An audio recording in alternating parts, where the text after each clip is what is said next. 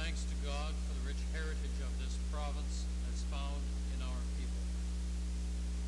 We pray that native-born Albertans and those who have come from other places may continue to work together to preserve and enlarge the precious heritage called Alberta. Amen.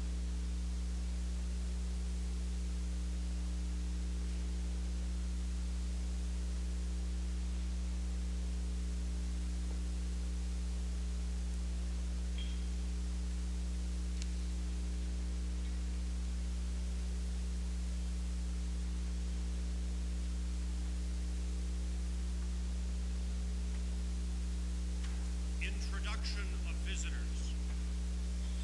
Mr. Speaker, in your gallery today is the British Consul General for the Western Region, Mr. John Doble.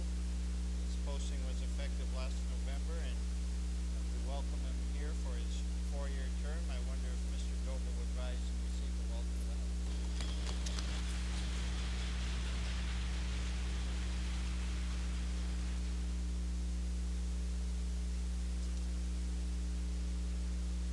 Presenting petitions. Reading and receiving petitions. Presenting reports by standing and special committees. Notices of motions. Introduction of bills. Mr. Speaker, I request leave to introduce Bill 35, the Business Corporations Amendment Act 1986. The purpose of this bill is to extend the time within which a corporation can continue its existence under the new Business Corporations Amendment Act. Thank you. The Minister of Consumer and Corporate Affairs has moved the first reading of Bill number 35, Business Corporations Amendment Act 1986. Does the Assembly agree to this motion for first reading? Opposed, if any? So ordered. A bill being Business Corporations Amendment Act 1986, introduced by Honorable Ms. McCoy, is now read a first time. Mr. Speaker, I request leave to introduce Bill number 32, being the Water Resources Commission Amendment Act 1986. Part of this bill permits us to have three enlarged pool. The Honourable Member for Chinook has moved first reading of Bill number 32, Water Resources Commission Amendment Act 1986. Does the Assembly agree to the motion for first reading? Opposed? Carried. Bill being Water Resources Commission Amendment Act 1986, introduced by Honorable Member Mr. Croker, is now read a first time. Speaker, I request leave to introduce Bill number 33, being the Naturopathy Repeal Act. Mr. Speaker, this bill will repeal the Naturopathy Act and delete certain references to naturopathy in other provincial legislation.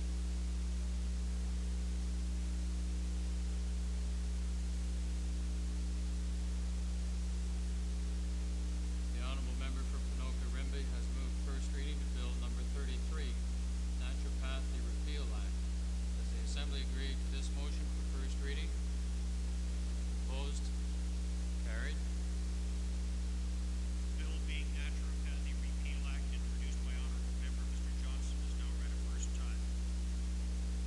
Mr. Speaker, I move that bills number 32 and 33 be placed on the order paper under government bills and orders. Having heard the motion by the Government House Leader, all those in favour please say aye. Opposed, if any, please say no. Carried. Tabling returns and reports. I'd like to table the 4 financial statements for the year ending March 31st, 1986 for 4 Crown hospitals. Alberta Hospital Edmonton,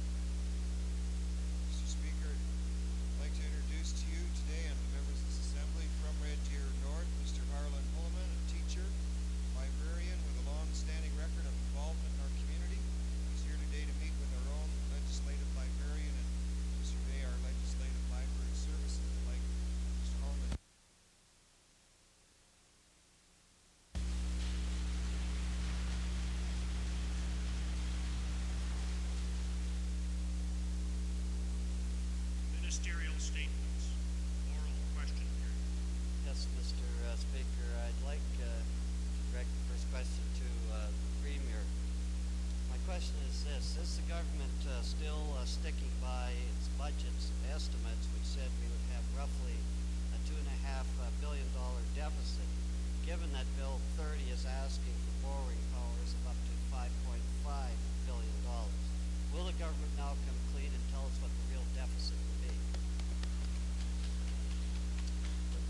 Mr. Speaker, as the honourable member knows, that's a responsibility for the provincial treasurer. I would ask him to deal with it when it returns to the House. Of course, the bill has to progress through second reading, committee study, third reading, and royal assent. The rules of the House provide for adequate discussion. Thank you, Mr. Speaker, for that lecture in parliamentary democracy, but we're trying to get to some knowledge about what's going on with this government and their deficit. My question this, the Premier as head of the government, would he, so we can knowledgeably debate this when Bill 30 comes through, will he suggest, in fact direct the provincial treasurer to table all revenue projections done by his department since May the 8th? Mr. Speaker, my first answer deals with this question as well. No, it doesn't. Respectfully points out that any further references to Bill 30 will indeed be ruled out of order. Perhaps the framer of the question could deal so in another manner. Due respect, I didn't even mention Bill 30 in that question, Mr. Speaker, but I think more importantly, by the non-answers we're getting, I think it's causing Albertans concern. Would the Premier, who I take it still runs the government, not necessarily the treasurer, would he confirm that to try to deal with this tremendous shortfall that we're facing, the government is looking at, first of all, higher Medicare premiums and income tax hikes for ordinary Albertans? No, I wouldn't confirm that, Mr. Speaker. Supplementary question, Mr. Speaker. We were told by the Honourable Minister that we were before, which is correct. Would the Premier try to get it together with his ministers and let us know? The question I have then to the Premier. Question, Honourable Leader of the Opposition? It did have a question mark at the end of it, but... Rhetorical, Mr. Speaker. I'll try to get to the point, yes. In view of the fact that there's been the severe drain on our provincial revenues since we signed the Western Accord, when will the provincial government start pushing for a floor price so that we can maintain some financial integrity in this province? Mr. Speaker, first dealing with the earlier comments by the Leader of the Opposition, the Minister of Hospitals and Medical Care has never made the argument that we were seeking higher premiums. He mentioned that there's a possibility of even lower premiums or removing them altogether. I mean, there's... Well,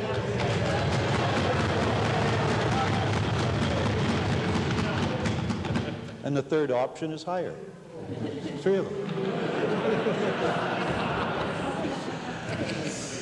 Coming back to the issue of the floor price, Mr. Speaker, I realize the question period is running out of steam. I don't know how many times we have to deal with the same question. But we have said that that is an option that's well down on our list and not one we are currently pursuing. Supplementary member for Clover Bar. Supplementary question to the Premier. In the Premier and his committee that are looking at the provincial finances, is the Premier in a position to indicate if they're looking at a 2-year, 3-year, or 4-year shortfall of revenue? Is there any kind of a scenario that the Chairman of Executive Assistants or Executive Council are looking at as to when there could be a possible turnaround? Well, Mr. Speaker, that question leads itself to such a discussion of options, of conditions that may be facing the province in the future, that I don't think the question period really allows discussion of it. I would say, though, that the bill does, and as I suggested earlier, it's an excellent time to raise that matter. Westlock Sturgeon. Supplementary as to Speaker, also to the Premier.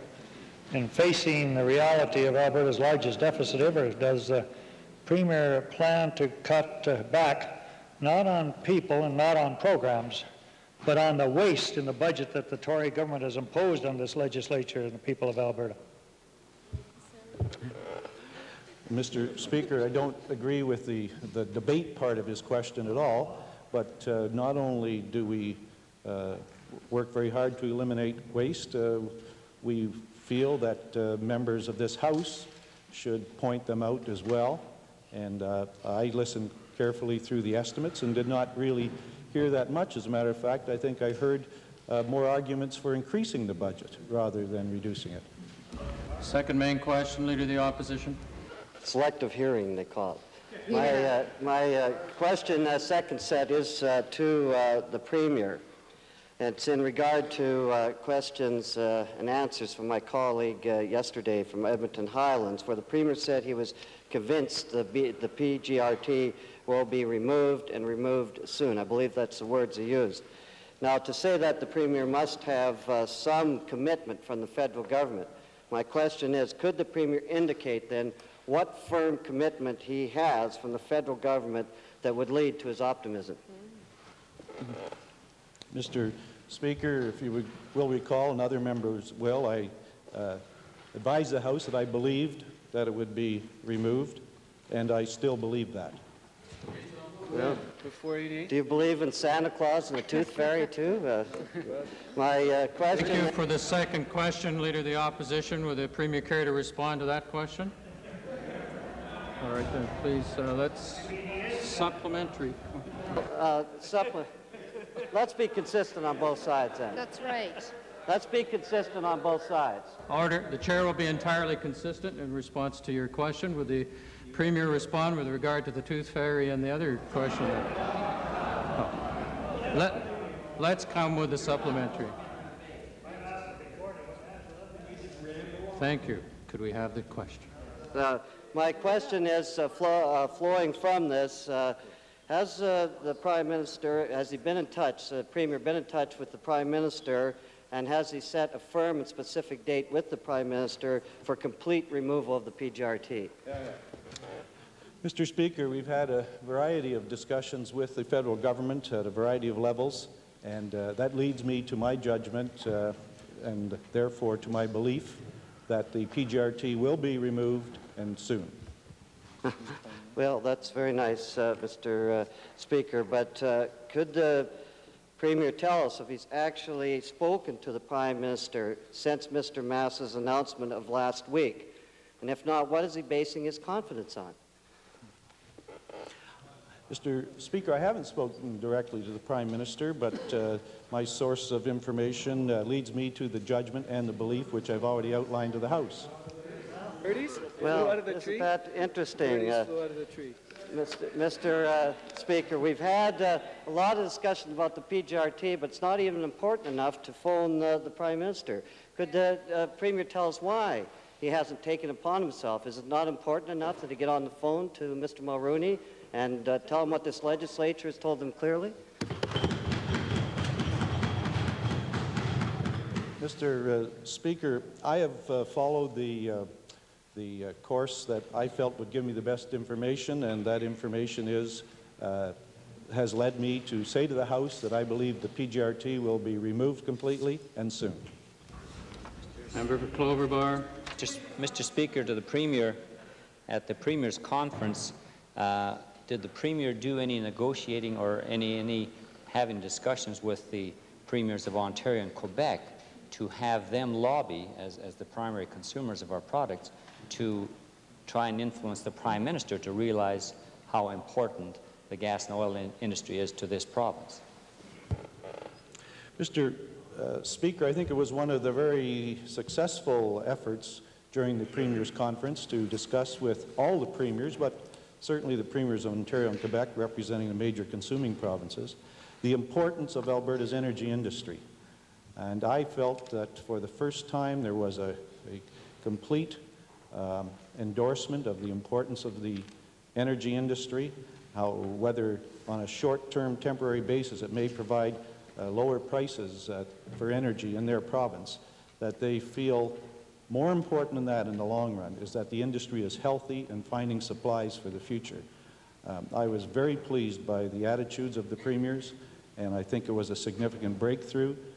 They are prepared to carry that argument, not only to endorse it in the communiques on energy, but to carry the argument to other parts of Canada, including their own voters and the federal government. Member for Westlock Sturgeon. Supplementary to the Premier, sympathy is very cheap. What particular commitments did you get from either the East or Central Canada's premiers, maybe even to the point that they would recommend a tax on consumers, their consumers, to help Alberta out? Mr.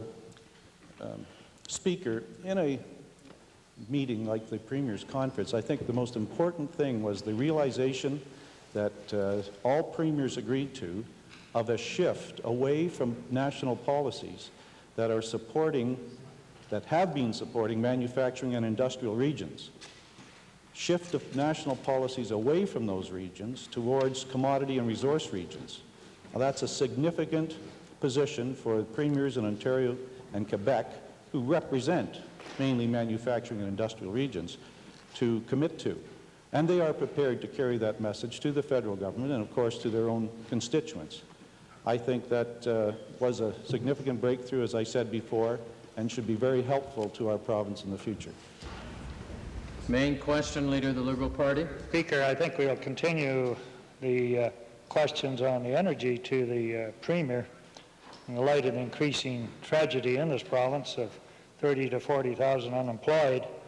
And Premier's hope that, in spite of the fact that he gets nowhere, nor is Minister with the federal government, somehow or another he hopes the two Liberal premiers in Central Canada are going to be able to get somewhere with the federal government.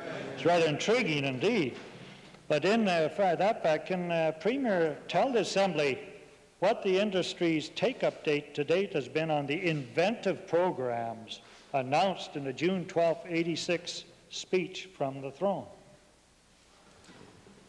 Well, Mr. Speaker, with the announcement of the incentive programs, the developmental drilling program last April, as I've indicated in the House before, the deadline for that program is December 31st, 1986, and we anticipate a greater take-up on that program this fall. However, the take-up to date hasn't been what we had expected. I don't have the exact numbers before me. However, we do expect a further take-up on that program during the fall. The developmental drilling program and the well servicing programs have had a better take-up to this point, with a deadline of September 31st, 1986. The well servicing program in particular has seen a considerable activity, but again, it's difficult to say for sure because we won't know until the bills come in.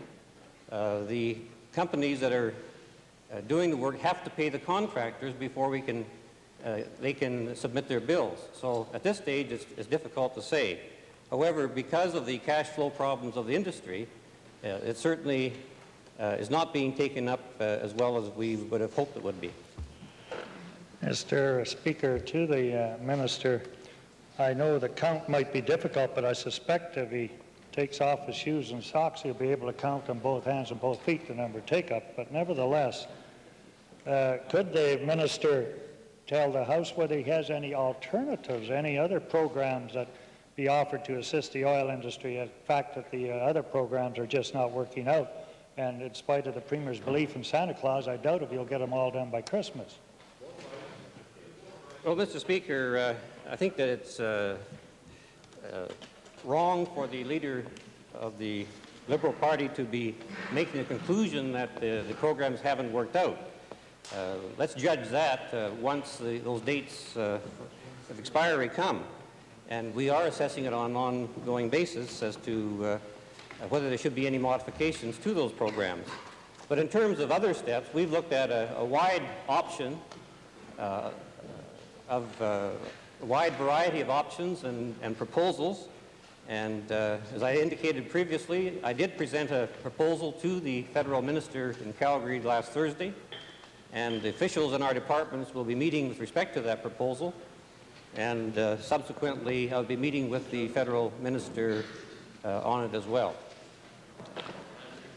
Mr. Speaker, to the Minister, since the Minister's correctly pointed out the cash flow is pretty necessary to take advantage of the plans that he has outlined, Can the minister outline any other plans or initiatives under consideration to aid the cash flow to the companies, particularly smaller companies, so they indeed can get up to the level to take advantage of the fancy scheme he worked out earlier this year? Well, Mr. Speaker, obviously that's the only way that industry is going to provide activity, is if their cash flow can be increased and subsequently investment take place.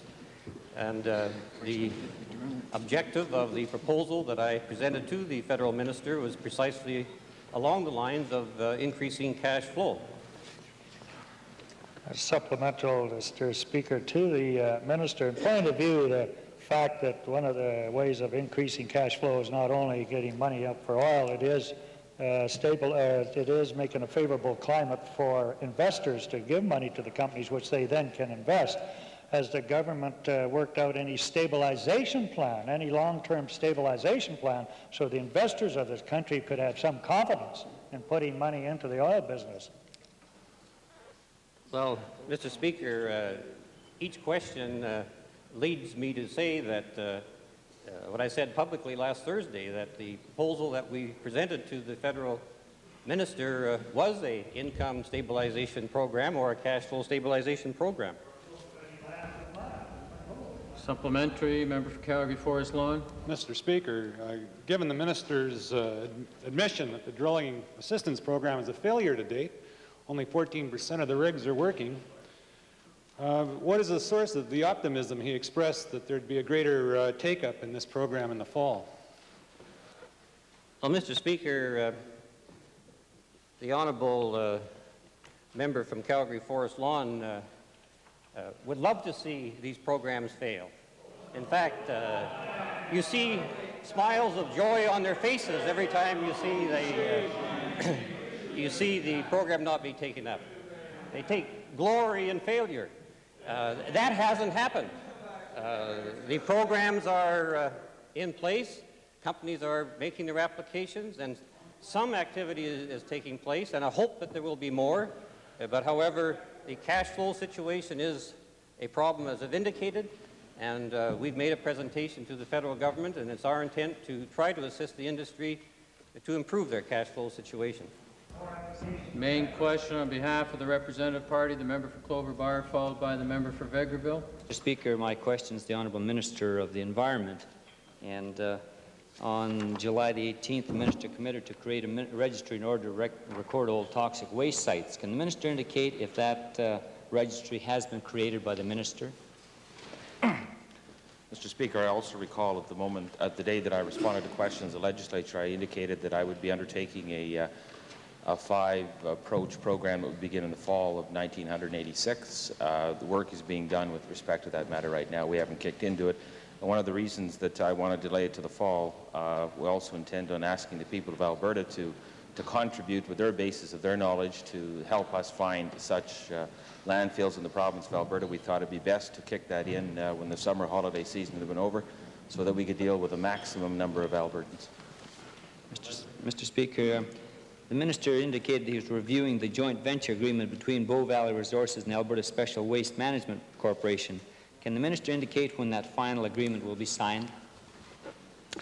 I'd indicated earlier again, Mr. Speaker, that I'd hope to have the joint venture agreement reviewed by the conclusion of this fall session. I'm anticipating that we'll probably be here till mid-September, late September, October, and that's the time frame that I've been dealing with. Mr. Speaker, can the Minister indicate that the progress of the plant that apparently we were supposed to be receiving some of the hazardous wastes this fall in full operation in 1987. Can the Minister indicate if that timetable is being met? I'm not aware, Mr. Speaker, of any commitment to receive waste materials in Swan Hills in the fall of 1986. It had always been my understanding prior to assuming this particular position, and certainly since assuming this particular position, that we would begin receiving such materials in the spring, early summer of 1987. Mr. Speaker, can the Minister indicate then where the depositories or what mechanism is in place at this time to store the hazardous wastes? Such materials, Mr. Speaker, are being stored at a multitude of sites throughout the province of Alberta. Some, of course, has been stored in the past at the Nisku site. Various industries and firms that have such material are currently storing them on site. When the Swan Hills facility is operational, then such goods will be moved towards Swan Hills. But it's also important to note, Mr. Speaker, that under the provisions of the legislation dealing with the Alberta Special Waste Management Corporation Act, there is a provision for firms, if they choose to establish such plants or facilities on their own industrial sites, that they can break down and neutralize the materials on site without having them sent to Swan Hills. Member for Westlock Sturgeon. Supplementary, Mr. Speaker, to the Minister. Has the Minister set out any plan on how and where, what highways will be used for transportation of hazardous waste? And will there be enough time set aside for the municipalities involved so they can make representations as to what routes will be used for hazardous waste? I think it's important to note, Mr. Speaker, that the number of movements that we're talking about in the province of Alberta on any given date associated with the so-called inventory of special or hazardous waste in the province of Alberta might be in the neighborhood of 8 to 12 truck movements per day. Now, a movement might be one from a fertilizer plant near Medicine Hat to Medicine Hat. That would be counted as a movement.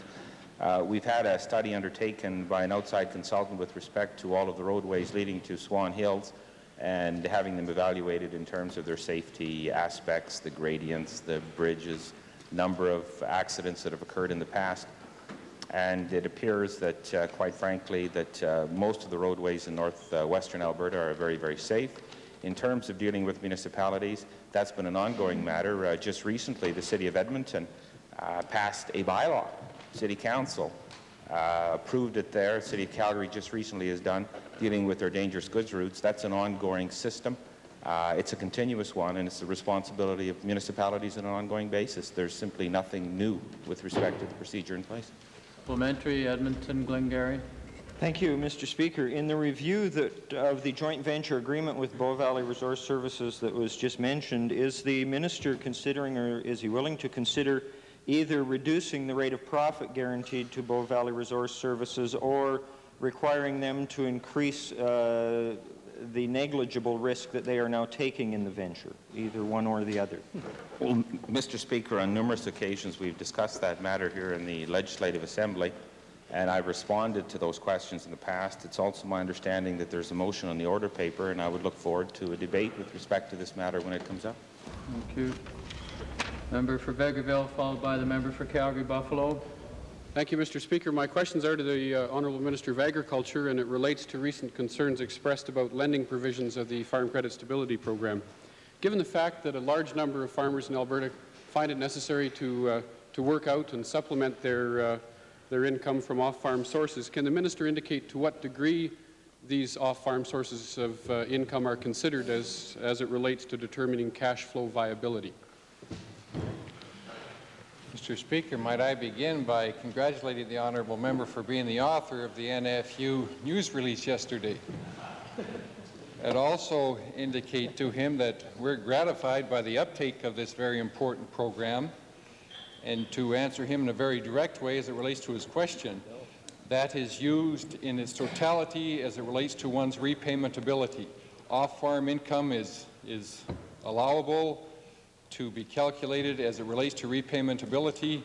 I know it's been conveyed, and it has been a misconception conveyed by some members, and I wouldn't want to accuse anybody, but it's obviously false because that is used in our calculations.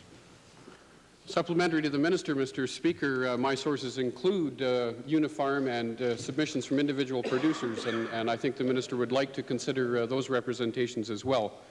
What considerations has the Minister given to waiving the land as security restrictions in cases where producers rent a major portion of the land base that they operate? It has been indicated, and I'm sure the honourable member has corresponded or communicated with his banker, repayment ability is the first criteria. In the event that one can show that the loans that they are requesting can be repaid, that is the main and the key criteria.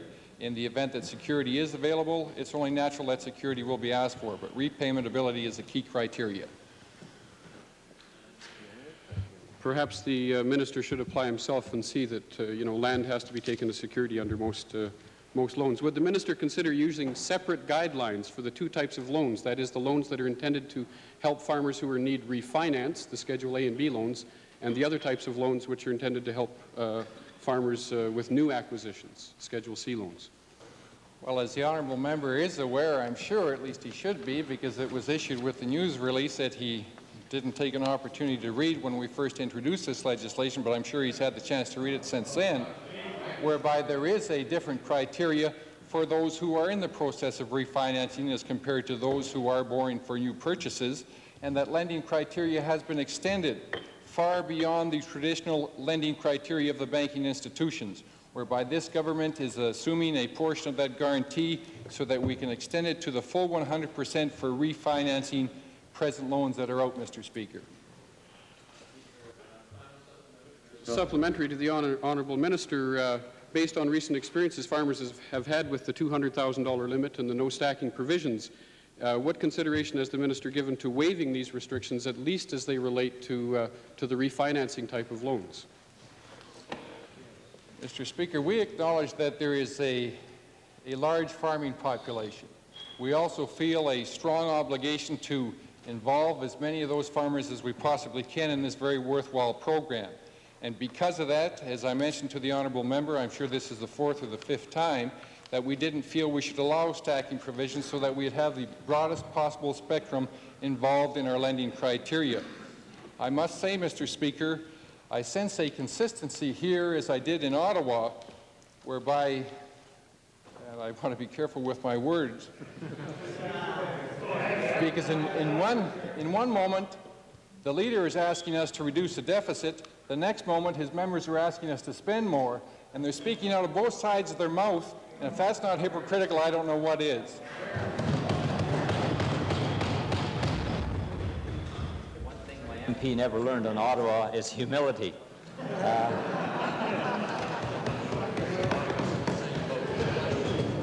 Mr. Speaker, in the minister's assessment of the $2 billion, is he in a position to indicate what percentage he perceives as of that fund being used to just refinance the present loans, and how much of it will be an injection of new capital into the farming industry? Mr. Speaker, when we introduced the program, we indicated our initial projections. We haven't had an opportunity to assess them to date because we wanted to make sure that the money was turned around as quickly as possible. And our projections were whereby we were hopeful that about 75% of this money would be taken up for refinancing purposes. And if I could share with honourable members, as of 6 p.m. last night, we have had 1,773 requests for funding, and the average loan is in the vicinity of $150,000. And we're delighted that we did put a limit of $200,000, and it shows our wisdom now, Mr. Speaker, whereby individuals were saying it should have been a great deal higher. The average loan is in the vicinity of $150,000, and might I close by indicating to the honourable member that I'm going to take my humility lessons from him. The member for Westlock Sturgeon, supplementary. Mr. Speaker, to the minister, I know he likes to leave being humble to those who have something to be humble about, but he has stated, in view of his statement, that the first criteria of the lending is repayment ability. It must be even obvious to the minister, who maybe doesn't do as much research as I do, that naturally the banks are going to loan. Naturally, the banks are going to loan to those that really don't need it, that can repay it quite easily. And in view of the huge number of applications he's had, over 1,700, and at the rate it's going, the plan will disappear in a couple months. In view of the huge, don't be so noisy, the poor fellow's trying to hear. In view of the rate that the money is disappearing, does the minister have any intention of informing the banks that they should be trying to loan, not to those that can repay it fast and don't need it, but to those that need it first, and then if there's funds left over, to those that don't need it, so they can speculate and do what they like? Mr. Speaker, if the honourable member is aware of any farmer that doesn't need financing, I would hope that he would point them out to me, because the farming sector is in difficulty right now, even if the honourable member isn't willing to acknowledge it. And that's why we've introduced this very substantial program. And as I've indicated on a number of occasions, the lending criteria, because of our government guarantees, has been extended beyond the traditional lending guarantees. And I must say, Mr. Speaker, I find it rather ironical. In one breath, the honourable member indicates the program is no good, and the next breath he's saying we're going to run out of money because it is such a good program. I wish the honourable member would make up his mind. Supplementary, Cypress Redcliffe. Mr. Speaker, a supplementary question to the minister. I wonder if the minister would assure the Assembly that they wouldn't change the rules for new financing, because there's people out there that have saved their money and haven't bid on land because they can't afford it. Now they may be in a position, and I would hope they wouldn't change the guidelines and penalize them at this stage of the game. Mr. Speaker, the honourable member for Cypress Redcliffe has touched on a very key point, and that's why we attempted to develop such a fine line in establishing this program. We believe we have done so, whereby money will be available for new purchases. Again, the lending criteria has not been extended quite as far for them as it is for those who are in financial difficulty and who will use this for refinancing, but we didn't feel we should deprive any of our agricultural sector from this worthwhile program. Member for Calgary-Buffalo, followed by the member for St. Albert. Thank you, Mr. Speaker. A question to the Honourable Minister of Energy. Last night, the Minister advised the House that the oil and gas industry had expressed concern to the Minister that the federal government is now tying removal of the PGRT to deregulation of natural gas on November 1st. It's very disturbing that the Minister of Energy appears to have received the impression from last week's discussions with Mr. Mass that the two were not tied together, even though Mr. Mass had referred to a linkage in his earlier speech. What is the truth? Is Mr. Mass tying removal of the PGRT to gas deregulation on November 1st, or isn't he? Or doesn't the minister know the answer to this fundamental question? If the honourable member, Mr. Speaker, can't accept my answer of yesterday, then maybe he should ask Mr. Mass. Does the that's very comforting to the industry, I'm sure, Mr. Speaker. Does the government have firm conditions that it will assist upon before gas deregulation does take place on November the 1st, or is the government's position as mushy as it appears to this House? Well, Mr. Speaker, we dealt with 2.5 hours, 2 3/4 hour session last night on gas deregulation, and the honourable member raised points, and we had a discussion on it, and he's asking the same thing all over again, and that's fair enough. But in terms of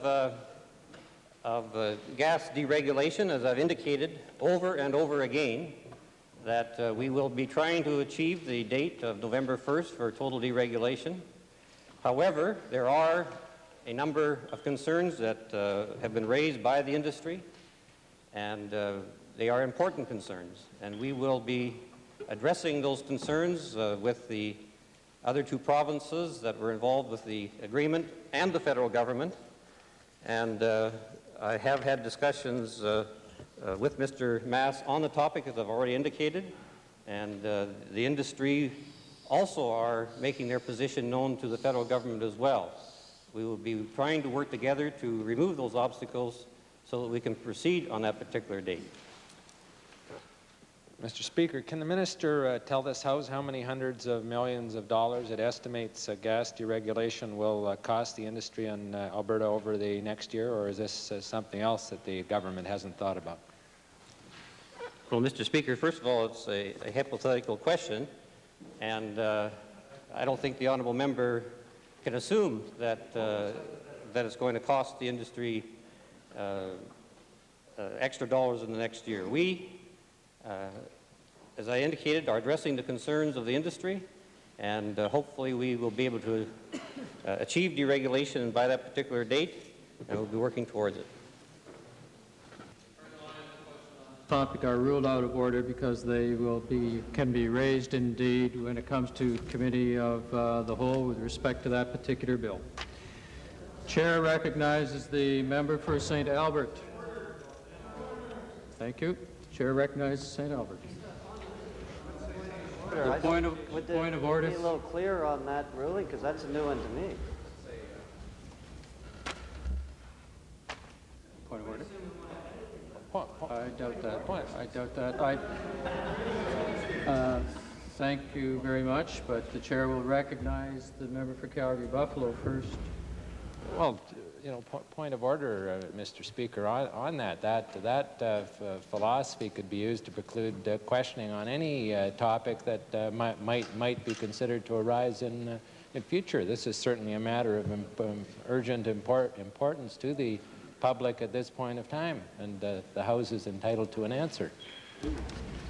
The chair is somewhat concerned to learn the matter of what urgency developed overnight from the line of questioning that went on at some considerable length of time last evening. Well, see, Mr. Speaker, is that the industry is now expressing concern and has indicated to the government that there is a problem here, and the government appears to be unaware of that. Speaker, the federal minister just said the day before yesterday, that the PGRT is not going to go unless gas is deregulated, obviously tying the two together, obviously expecting lower gas prices. We asked the government how much lower, and they hide behind the skirts of some possible legislation down the road.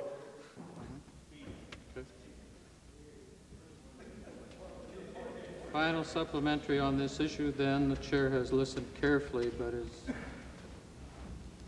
carefully listening again. Well, in fact, this will be a slight deviation from the line by accident, but certainly not intent, Mr. Speaker. And I wonder whether the minister might let the House in on the secret as to exactly what is the nature or the general tenor of the stabilization plan which has been presented to Mr. Mast with respect to the industry. Not at this time, Mr. Speaker. Calgary Mountain View. Forest Lawn, sorry. To the Minister of Energy. What steps is the government going to take to ensure that small gas producers in Alberta aren't going to be displaced by downstream users buying up production facilities here in Alberta? Well, Mr. Speaker, the honourable member raised a number of issues last night that were totally irrelevant to the point of discussion, and today raises one relatively small point among a number of concerns raised by the industry. And as I pointed out earlier, we are reviewing all the concerns of the industry, working with them, and we'll be making a decision down the road as to whether or not we will be going with a date of November 1st or not. Member for St. Albert. Thank you, Mr. Speaker. Mr. Speaker, in the absence of the Minister of Labour, I'll direct my question to the Premier. My concern is with the Labour Legislation Review Committee, recently announced by the Minister of Labour. As the Premier and this Assembly are aware, the Review Committee consisted of 3 members from organised labour, 3 members from the general public, and 3 members from management, with the Minister to chair that Review Committee. My question to the Premier, Mr. Speaker, is that given the resignation of 2 of the 3 labour representatives on this government's Labour Law Review Committee, what review is the Premier going to do of the advisability of striking such a committee without consulting the Building Trades Council or the Alberta Federation of Labour? Mr. Speaker, the Minister of Labour is responsible for this matter, and I'm sure he'll be happy to discuss it in the House when he returns shortly.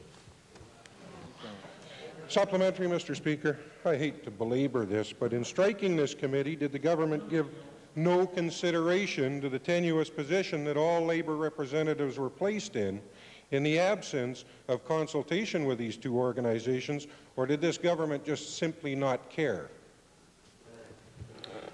Mr. Speaker, my original answer applies to this question as well.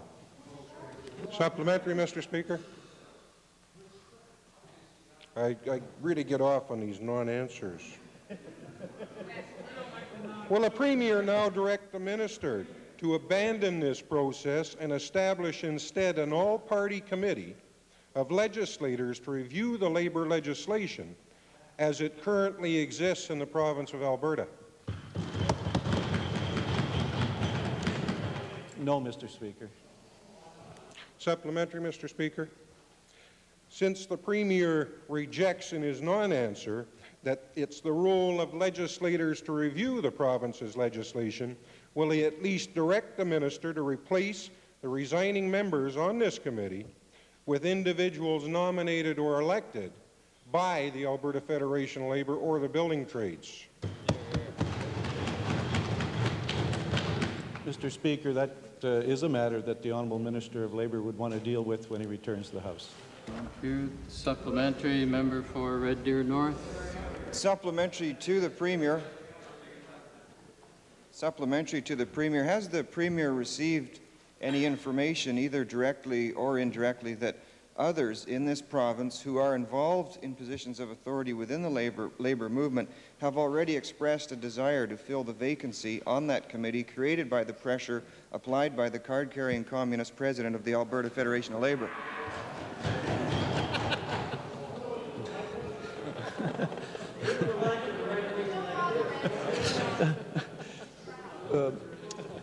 Mr. Speaker, I have been advised of a number of people in the organized labour in this province who very much would like to serve on that labour review panel. Thank you. Westlock Sturgeon.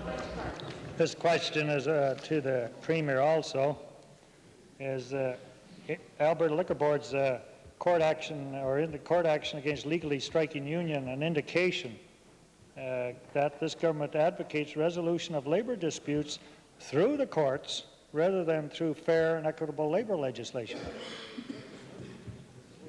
Mr. Speaker, as the Minister responsible for the Liquor Board, I'd like to point out to the Honourable Leader of the Liberal Party, when the matter is before the courts, it's not proper to discuss it. Thank you. Member for Edmonton Centre. Thank you, Mr. Speaker.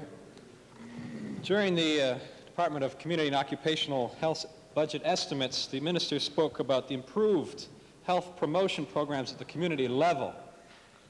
However, recent information from the Edmonton Board of Health indicates that among the many presumed well elderly in our community, that over the last 3 years in Edmonton alone, 10 elderly people have died of malnutrition in their own homes, while 23 have committed suicide. What plans does the Minister have for a special designation of funding amounts specifically for health promotion programs for the well elderly? Well, Mr. Speaker, I welcome the representation by the honourable member, and quite frankly was not aware of those deplorable statistics. And there's no doubt about the fact that it causes me and my colleagues a great deal of concern. But as for health promotion education, that kind of activity is carried out both within our department, Community and Occupational Health, and the department of my colleague, the Minister of Hospitals and Medical Care, as well as through the Edmonton Board of Health, which receives a good portion of its funding through our departmental budget. And appreciate the representation, and it's something I'll take up with my colleagues in the days ahead. Thank you, Mr. Speaker. What mandate has the Minister given to the regional medical officers of health for illness prevention health promotion programs for the elderly through a variety of means, including better education of public health nurses and private health doctors vis-a-vis good health in the aging process? Well, Mr. Speaker, I think one thing that I failed to mention in my first answer, and that is through the home care program, which is funded to the tune of some $33 million in this year's budget. That program, as well as a number of others within the budget, provides the necessary care as best as we possibly can within limited resources to keep our elderly, to keep those people who can stay in their homes, to keep them there so they're not forced to go into a costly institution. They're there to stay with their family, with their friends, with their neighbors in an environment that's familiar and comfortable to them. So that's something a major initiative by this government, something that we're very proud of in promoting as our intentions of keeping and assisting and aiding the welfare of those well elderly. The question period has expired. Might we finish this set of questions? Do we have agreement? Those in favor, please say aye. Opposed? Supplementary. Mr. Speaker, that does not at all answer my question. Home care is for the frail elderly. I'm speaking about the well elderly. Does the minister intend to provide additional funding for the 5 new nursing positions that Edmonton health officials maintain are essential for effectively coordinating and delivering illness prevention among the well elderly in Edmonton alone? Mr. Speaker, I'm not aware of the details of the Edmonton Board of Health submission for this year or for 1987-88, but that submission, as well as that submission by the other 26 health units around the province, will be carefully looked at, as all other ones have, and it would be my hope to provide the best service possible within the resources that we have within the department. Is the minister aware of any studies that have been done on the degree of costly institutionalization of our elderly or the unnecessary and tragic deaths occurring among elderly? And if not, will he commission such a study to determine the extent of these tragic problems province-wide? Yes, Mr. Speaker, I'm aware of those studies, and it is an ongoing study within our department, because I believe that the philosophy, the intention, the basic purpose behind home care and the provision of that service within the community is something that we should be moving more and more towards, because it's a more effective way of delivering health care, and it's certainly a more cost-effective way of delivering health care. Final supplementary, Cypress Raycliffe. Supplementary question, Mr. Speaker, to the minister. Would the minister review with the same thoughts in mind the budgets of the other 25 or 27 health units in this province, other than the city of Edmonton, because there is other parts of this province that face the same problems, and review with them their educational budgets or their request for educational things in their budget dealing with this subject? Oh, most definitely, Mr. Speaker. We are receiving submissions, as I say, from all 27 health units for the 1987-88 fiscal year now, and I'm certainly a strong advocate of that health education and promotion, not just in the city of Edmonton, but throughout the entire province. Member for West Loch Sturgeon. Supplementary, Mr. Speaker, to the minister. Would he extend the study he says he's now going to do over the Edmonton issue of the well elderly to see about malnutrition and health and shortage of funds? Would he extend that study to the rest of the province while he's at it? Well, Mr. Speaker, I can't say as though I made such a commitment that the honourable member has suggested. I can tell you I can tell the honourable member, Mr. Speaker, that is an ongoing review by our department as well as by the 27 health units around the province.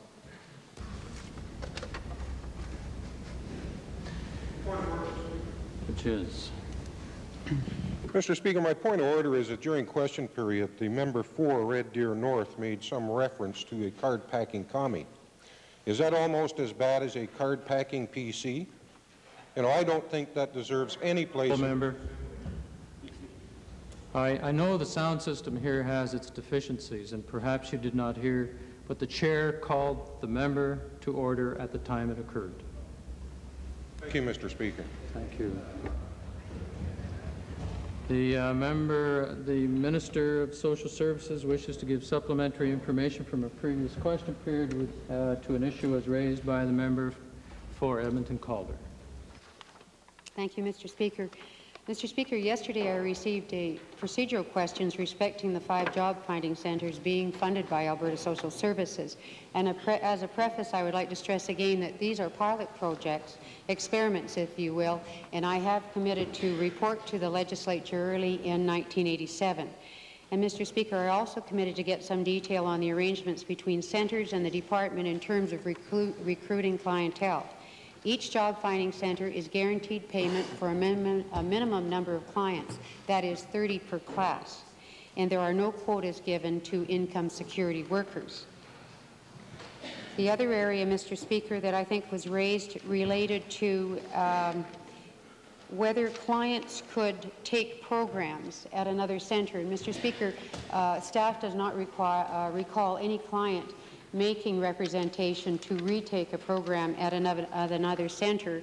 And further, the jobs finding centres do continue to provide services to those people who have taken their programs and offer administrative support. Thank you, Mr. Speaker. Can the Minister then assure the Assembly that it is strictly the social allowance recipient's choice to be involved in the job finding centres? Yes, Mr. Speaker.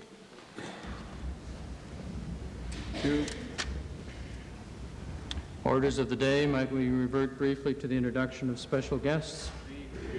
Honourable Member for Avonmore, Edmonton Avonmore.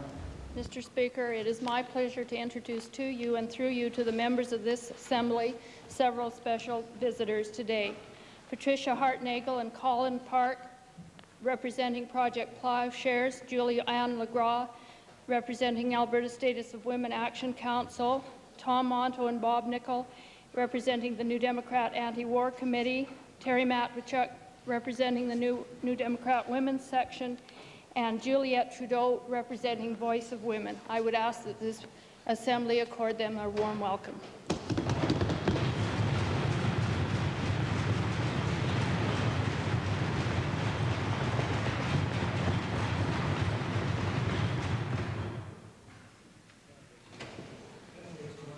Mr. Speaker, I move that the written questions and motions for return on the order paper today stand.